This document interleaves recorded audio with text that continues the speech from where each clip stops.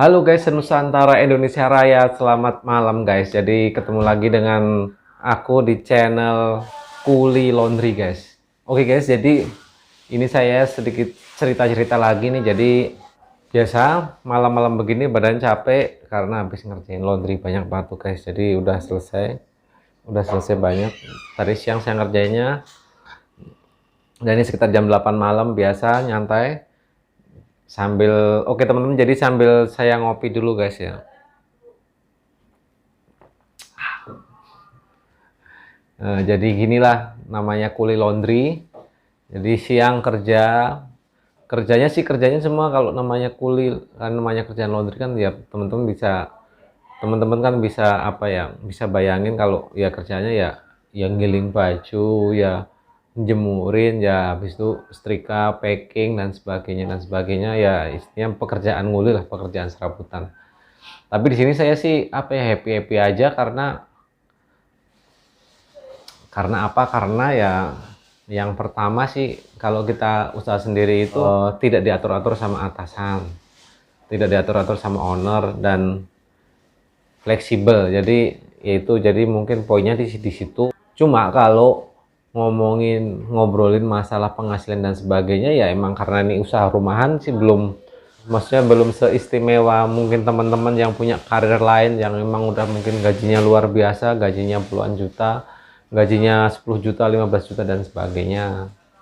Karena ya emang prinsipnya saat ini usaha yang saya jalanin itu kan usaha rumahan. Jadi itulah suka dukanya itu begitu. Oke teman-teman, jadi itulah sedikit cerita-ceritanya. Cuma kalau mungkin saya berbagi tentang dulu awal mula saya membuka usaha ini tuh sebenarnya benar-benar sangat minim. Kalau dibilang mungkin tanpa modal ya. Kalau orang selalu berpikiran atau punya analogi bahwa kita ini mau bisnis harus punya modal dan sebagainya. Kalau menurut saya itu salah. Jadi orang punya ide bisa join sama pemodal, atau orang punya ide nggak punya kenalan pemodal bisa cari akal sendiri. Ya contohnya seperti ini. Jadi saya dulu ini pertama buka usaha ini karena emang kan teman-teman mungkin udah tahu, karena faktor pertamanya itu kepepet, jadi terpaksa saya harus buka usaha. Nah, ini saya dulu awal buka usaha ini bener-bener kalau dibilang modal sih kayaknya ya orang 500 ribuan tuh. Masa buka usaha cuma 500 ribu ya, kecuali jualan nasi uduk buat beli bahan-bahan gitu. Maksudnya kalau ini kan usaha cuci kiloan ya, cuci gosok. Jadi dulu pertama saya ngakalinya begini. Jadi kan kita nih kan kalau di dalam keluarga, di dalam rumah tangga kan pasti udah standar lah punya mesin cuci, punya setrika. Ya saya berpikir usaha yang tidak perlu ngeluarin modal tapi aman, maksudnya bisa punya pemasukan rutin. Akhirnya saya nonton ini. Jadi awal mulanya sih gitu. Jadi prinsipnya seperti itu. Makanya saya pilih ini, usaha ini, dan saya mulai awalnya apa? Cuma usaha jasa setrika aja. Jasa setrika itu saya dulu setrika pakai setrika biasa, setrika yang ada di rumah itu saya buat kerjain. Ya mungkin teman-teman bisa bayangin waktu itu saya masih kerja, berangkat kerja jam 5 pagi, pulang jam 4 sore atau setengah 4 sampai rumah, dan saya mulai ngerjain setrika, kadang sampai jam 9, jam 8 malam. Itu awal mulanya begitu. Terus di bulan ketiga karena kita udah kalkulasi nih, omsetnya udah stabil, akhirnya kita putusin untuk membeli namanya setrika uap. Kalau mungkin teman-teman bisa perhatiin kan, kalau teman-teman laundryin pakaian kan mesti setrikanya beda. Dia namanya setrika boiler, jadi setrika uap beda dengan setrika yang di rumah. Kalau setrika biasa kan dia menggunakan apa ya, semacam pemanas elemen. Kalau ini panasnya dari uap, makanya pengerjaannya bisa lebih cepat dan tentunya aman, sangat aman. Karena untuk semua jenis kain kalau dipakai setrika uap itu 95% tuh aman, kecuali itu kain ada bahan sedikit bahan-bahan yang ada plastiknya, itu biasanya makro. Tapi kalau kain-kain biasa, katun, apalagi katun tuh udah pasti aman. Yang aman dan pasti hasilnya maksimal, bisa halus. Nah itu kelebihannya setrika uap. Itu kan di bulan ketiga ya. Kemudian dulu buka usaha di bulan 1 Juli 2017, terus 3 bulan kemudian saya upgrade setrikanya setrika uap, terus 6 bulan kemudian saya putusin untuk keluar dari kerja atau resign. Nah, gitu. Habis ada iklan, guys. Jadi gitulah ceritanya, simpelnya seperti itu.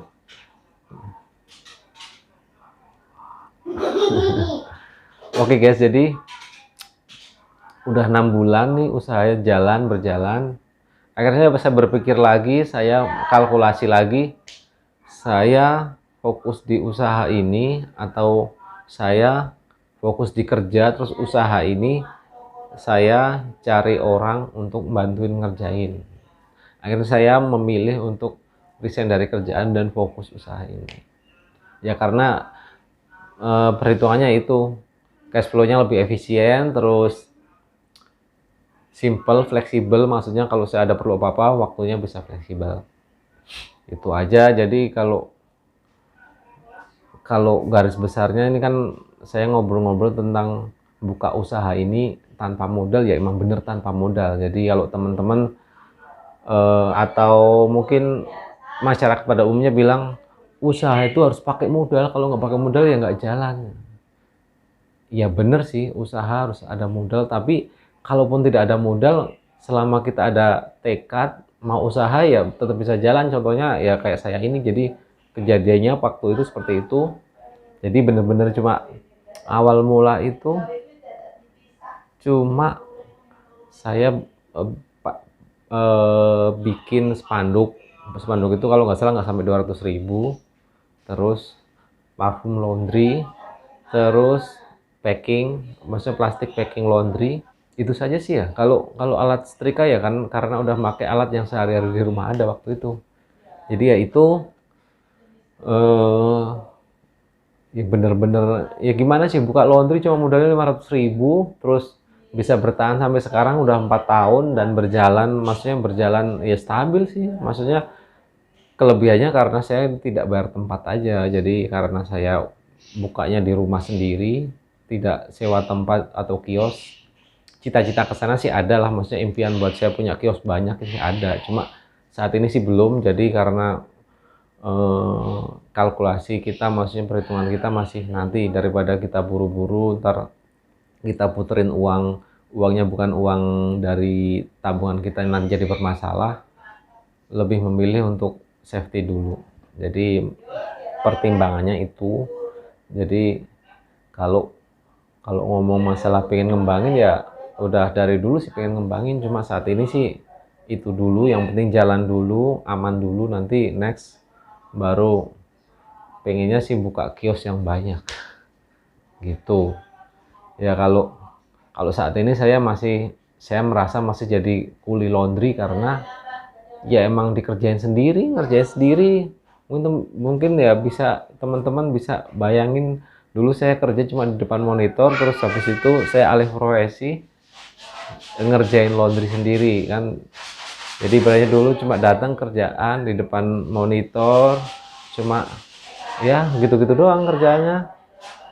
Kerja paling fokus serius dalam sehari paling fokus 3 jam, 2-3 jam, sisanya ibaratnya santai. Kalau sekarang ya emang bener-bener masih kerjaan banyak seperti ini kan, full ngerjain seharian, capek gitu.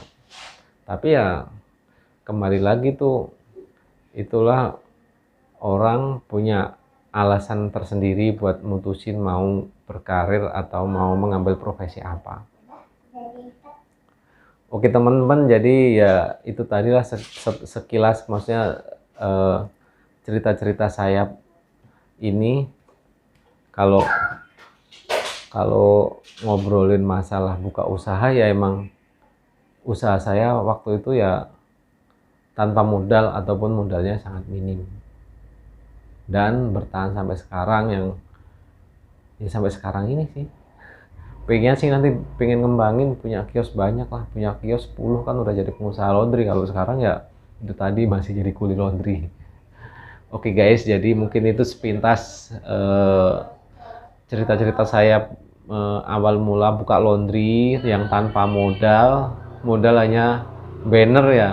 Jadi karena awal belanja itu waktu itu ya cuma cetak spanduk, beli nota, beli plastik packaging sama parfum laundry.